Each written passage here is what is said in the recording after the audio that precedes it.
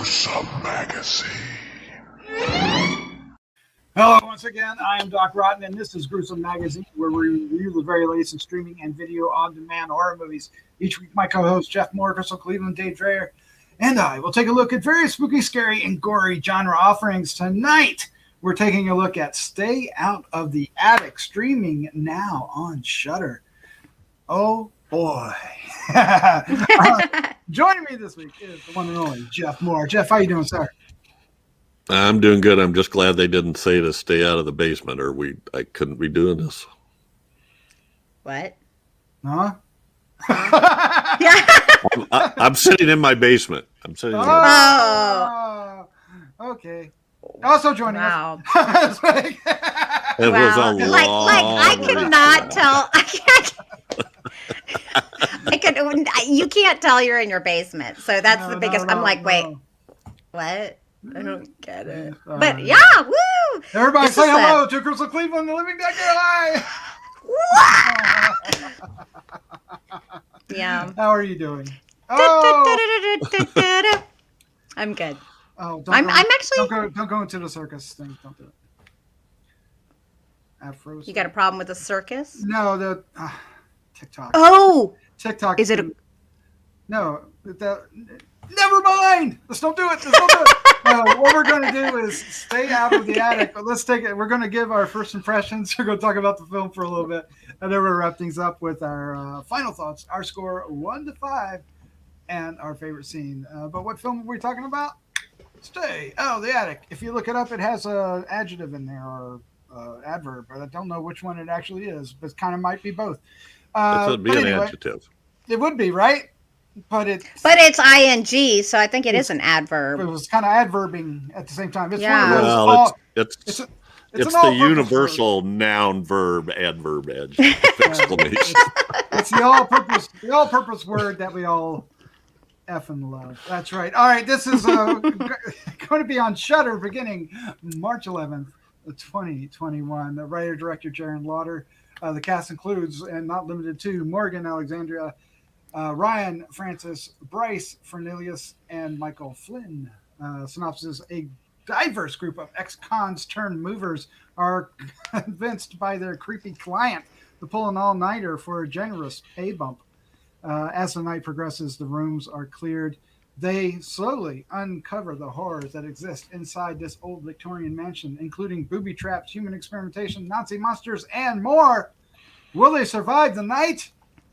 That. Ooh, spooky. Spooky. All right, let's do this. Our first impressions, and since you are top left, you're going first. Oh. What is your first impression of Stay Out of the Attic? Okay. So this is an interesting story, kind of a weird one, if you will. It starts off kind of seeming like it's going to go one way and it goes someplace completely different. I didn't know anything about this movie when we started watching it, so I went in not knowing what to expect, and I don't know that I got what I expected, but there were some moments I really enjoyed about this film. I feel like it was shot well. I feel like the music was a little up and down. I had a little bit of an issue with some of the music because there were some random songs at points. Oddly enough, the ending, when that music starts, is when I really started liking the music, the movie. There you go. So the end was one of my favorite parts of the movie, and I was like, yes. And then it ends, and I'm like, oh. So maybe that's a good thing. At the end, I was wanting more. Isn't that what every movie's supposed to do? Leave you wanting more? Yes. I feel like it was acted well, I think, from pretty much everyone. There were some moments here and there that I was like, that's a choice. That's a choice. There are some choices. There are some choices. Tonally, I think it does flow and it fits. I just don't know if I like where it goes. Okay, so, I mean, I don't want to give too much away. It's hard to talk about this movie without giving some of it away. But let's just say that the subject matter was something that I have always been fascinated with through history, because how could certain things happen? How could things get to the point that they are? And of course, I know who the lead character, well, not the lead, the man is. Yes, thank you. I mean, I'm very aware of who the person was in real life and all of his atrocities. And I find it fascinating that they decided to make a movie on that. And I find that kind of thrilling in a way, because I've always thought that this guy was such a horrible person. I'm surprised there haven't been more, but the direction that they went with this was odd. I think because it's an independent film, they tried to keep it small and one location, which is literally one location. So perhaps they had to contain the story. I found it entertaining, though. I liked it. I had some issues with it where I was just like, but it didn't bother me to the point where I was upset with the movie. I never got irritated, or I never felt like the movie was trying to be anything more than it was. So, I mean, it's entertaining. Yeah, it's entertaining. Yeah. Like I said, the end, I was like, yeah. Oh. No. Fudge. Oh. Yeah. I do think that, it suffers from that limited number of rooms that they could film in, because it was like, go out of this room, go into that room, go back to the other room, go back to this room. And it felt like we were in the same, 5 or 6 rooms over and over and over again, repeatedly, not, and it got a little, it ends up getting a little bit of a repetition feel, but only because of not because of a flawed, it's just, that was a constraint. But anyway, before I ramble on too far, let's get Jeff Mohr in here. Jeff, what was your first impression of Stay Out of the Attic? Well, geez, there's 2 floors, a basement, and an attic. Right? Yeah. Okay. Anyway, that wasn't what got me. The thing that bothered me. 3 rooms in the floor. Yeah. Okay. Yeah. The thing that bothered me is there were several times where people were, they're literally like fighting for their lives, and they're like stuck or something, or they're hurt, and it just, I don't know. I just got tired of watching people struggle for like 10 minutes when I knew they were going to do it in the end. So it didn't build the suspense for me, I guess, in those scenes. But other than that, I thought it was kind of fun. It does have a neat, starts off with these, he's an ex-con, and he hires ex-cons for his moving company. So it's he and 2 other people that are going to move this guy. And the stipulation is, I'll give you a buttload of money if you do it by dawn. So, and he's a really weird, creepy old guy. Anyway, I like the characters. Crystal, did you see the stinger at the end? What stinger? Well, they show some credits, and then there's something else happens. Yeah, there's a post-credit stinger. Yeah. No. What? Yes, no. It actually makes the whole movie worth it. Actually. So maybe it didn't stop where you really thought it would stop. Yeah. So really anyway, good post-credit stinger.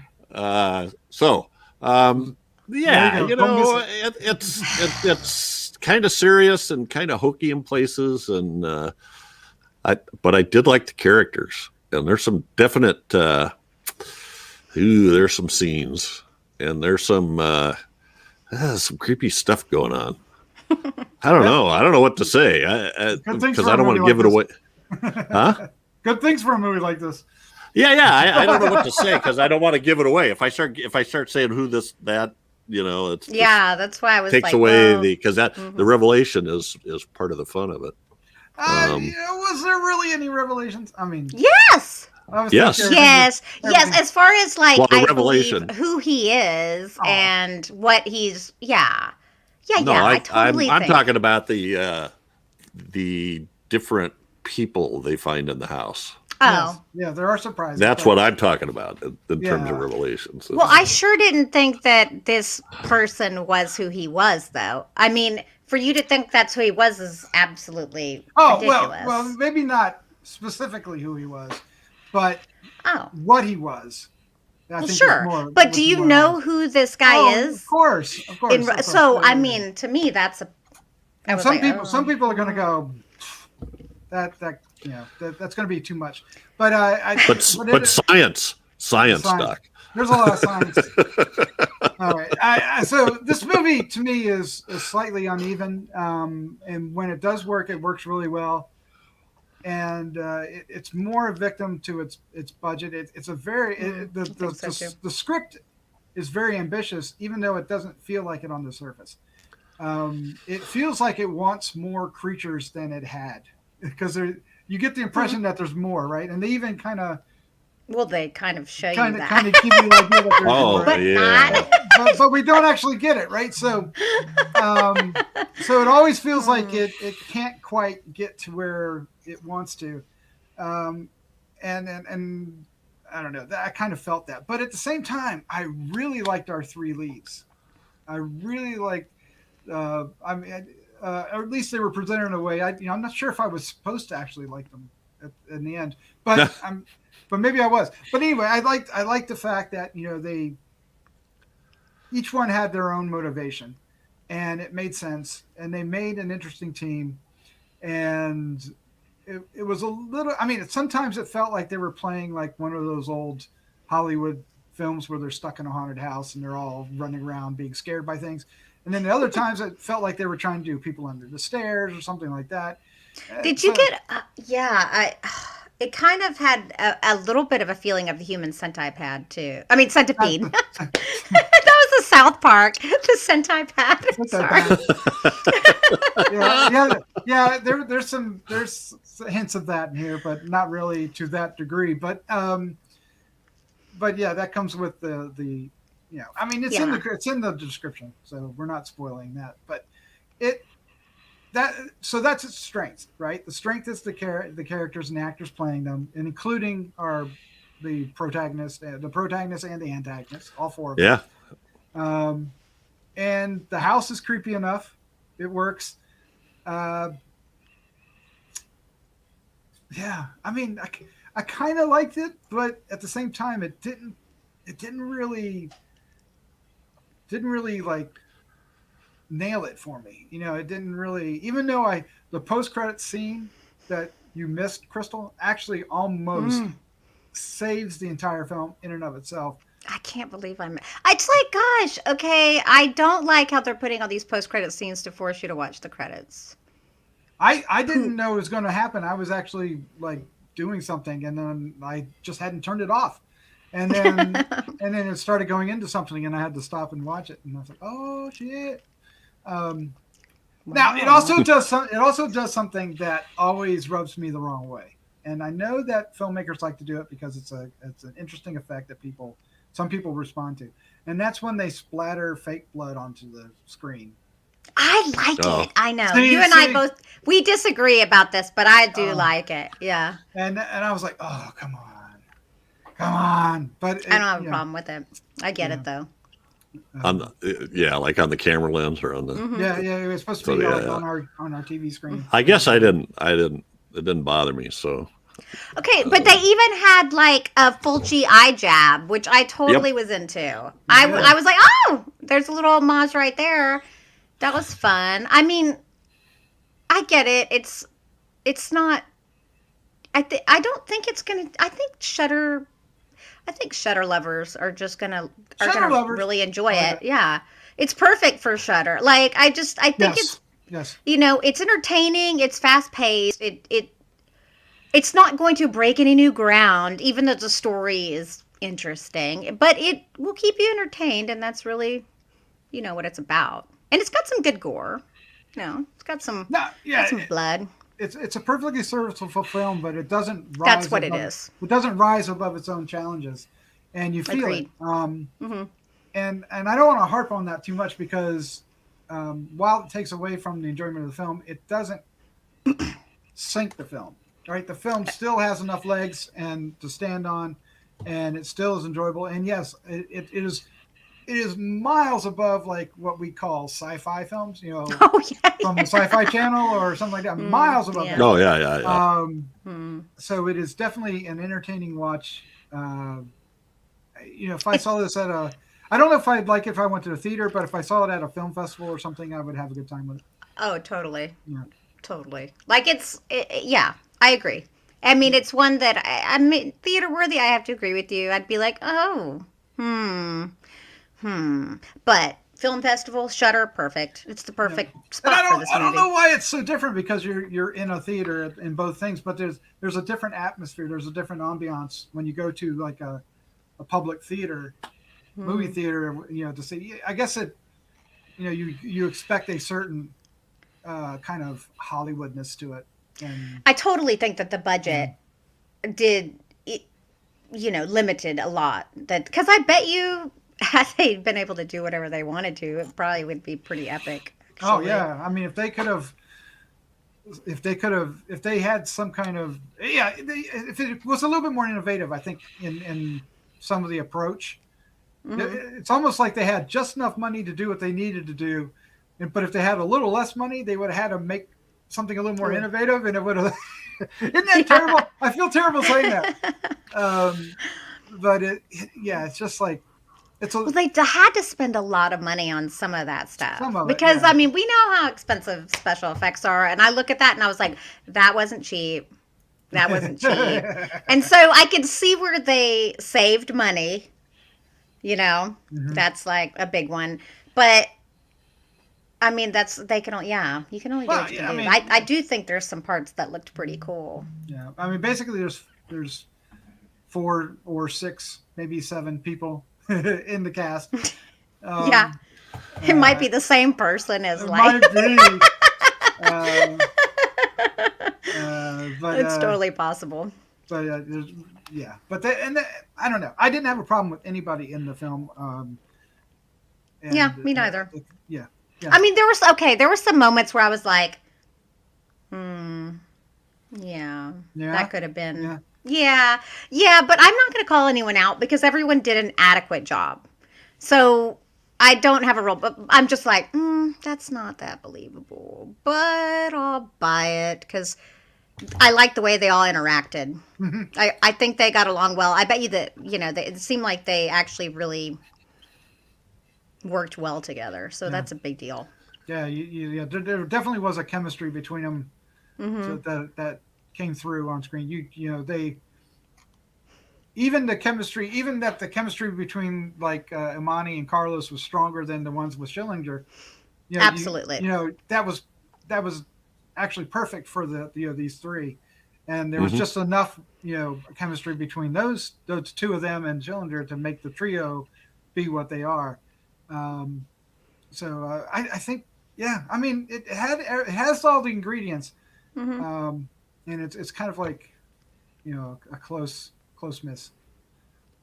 But I kind of laugh at it too because I'm like, they were really just trying to take that dude's shirt off, right? I'm like, okay, they're totally just trying to take this dude's shirt off. I'm like, okay, I mean, I'll buy it, whatever. I mean, I'm a sucker for this type because the bad guys get it in the end, which the ultimate bad guys. So I think a lot of people dig it. I think they'll. For me, I could have used more monsters. And that's about it. Everything else. I just had a couple of scenes where I'm like going, "Come on already!" I just felt like they dragged it out too long, and I'm like, I know where this is going, so let's just get there. Yeah, there's a bathroom scene that I was like... that's what I was about to say. I was like, I know for sure he's talking about. I was like, yeah, me too. I'm like... Edit 5 minutes out of there. Edit 5 minutes out of there. We get it. Yes. Fun stuff. All right, well, let's go ahead and wrap this up. We're going to give our final thoughts, our score 1 to 5, and our favorite scene. This is going to be fun because there are a lot of scenes that could be our favorite scene. But before we do, if you're still listening to us, we want to thank you so much for listening to our reviews. We hope you're enjoying this one and many of the others that we do almost every day. Holy crap, every day. If you want to support us, it's easy and it's free. Just hit the subscribe button or share with a friend. Either one of those does wonderful things for us. If you want to get a little bit more involved, feel free to hit the like button and the bell to get reminded about future ones, or leave us a message when you see this on Shudder, because we know you will. Let us know what you think of this, and you can give us the business if you think we're being way too harsh. I want to hear it. We also want to take a quick moment, actually, and thank our patrons over at Patreon, because without their patronage, woohoo, we would not be able to do not only the Good Some Magazine podcast, but Horror News Radio, Decades of Horror, and Heroes and Droids. Thank you all so much. Yay! So let's do this. Let's give our final thoughts, our score, and our favorite scene. And Crystal. Oh, it's Jeff. Oh, okay. I'm going first. Yes, you are. You were first. You were first. I was first, wasn't I? You were. I don't know why I feel like I'm not first. Okay. I'm feeling like Jeff. I don't want to be first on this one. This is a harder one for me to give a number 2. Totally adequate movie. I think it'll entertain a lot of people. I think it's an interesting concept, an interesting story. Clearly, they were limited by their budget, but that's what happens when you have an indie film. And I know a lot of our movie-going horror lovers out there totally know what we're talking about. So it's very good as far as that goes. It's Shudderific. What? Oh, okay. There goes on the box. That goes on the box. Shudder. So I'm gonna give it a 3. Oh, I like 3. That. Yeah. And my scene is going to be something a little different. You'd think I would choose. There's so many different little scenes that I could pick, but there's one that just struck me so funny. I actually laughed out loud. And it's it's after they find the teeth and the dude is watching the videos and you see them all there and they're like, oh, and then they like go, psh. Do you know what I'm talking about on the video? They all like back away from the trunk. Right. I don't know why. It just struck me as absolutely hilarious. So it was specifically him watching the video and how they reacted to it's just like teeth, but they just like, what? I thought it was really funny. They weren't ready for teeth. Weren't ready for teeth. No, they weren't ready. Jeff Mohr, you're up next. What is your final thoughts, your score, and favorite scene? Well, imagine that. I'm giving it a 3 too. Yay! Okay. This is I'm glad I watched it. It's not something it's not going to be on my top 10 or anything, but it's a fun watch. It's got some problems, maybe a little pacing here and there, and and the actors, Doc nailed it. Those 3, I think, have a great chemistry, and as does the bad guy. He does a real good job too. Yeah, nice. Yeah. The way he was made up, he was hard to recognize.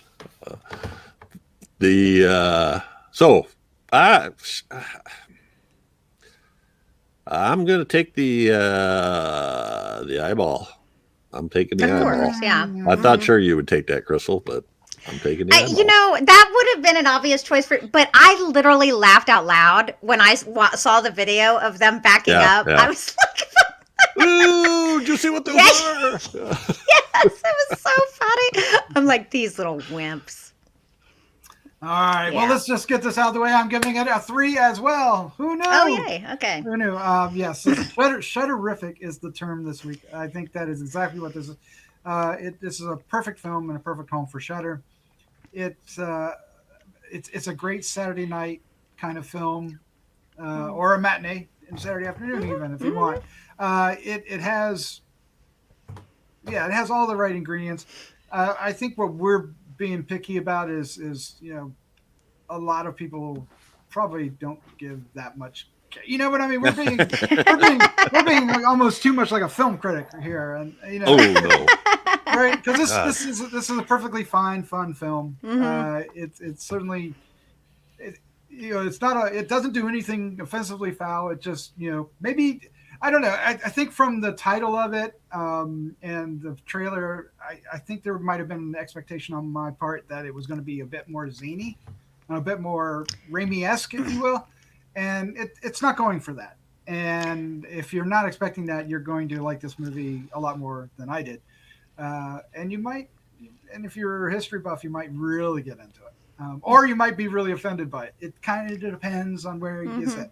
Because it's silly. It is silly. Oh, the concept is silly. The core concept is silly. Suspend reality.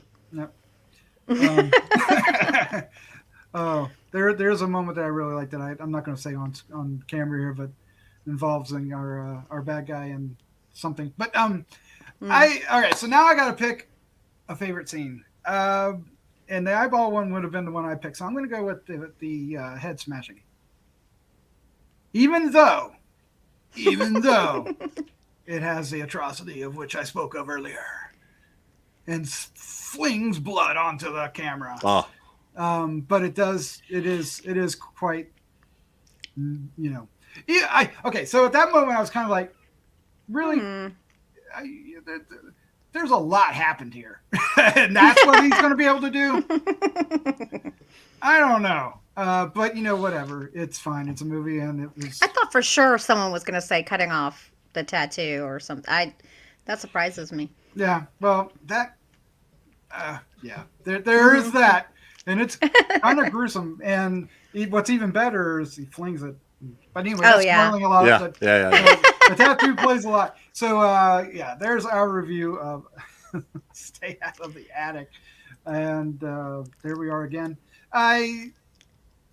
See it on Shudder. It is playing starting March 11th or 10th, 11th, 12th. No, the 11th. Oh, it's the 10th today. Yeah, plays tomorrow on the 11th. So I'm totally screwing all that up, but that's all right. By the time you hear this, it's playing on Shudder. Okay? Just go watch it. Just watch it on Shudder. Absolutely. It's going to be on Shudder. Go to Shudder. All right. Jeff, Crystal, thank you for joining me. This was fun. As always.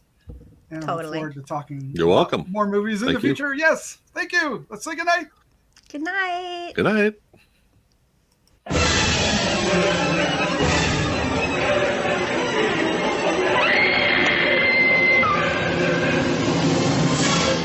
Gruesome Magazine.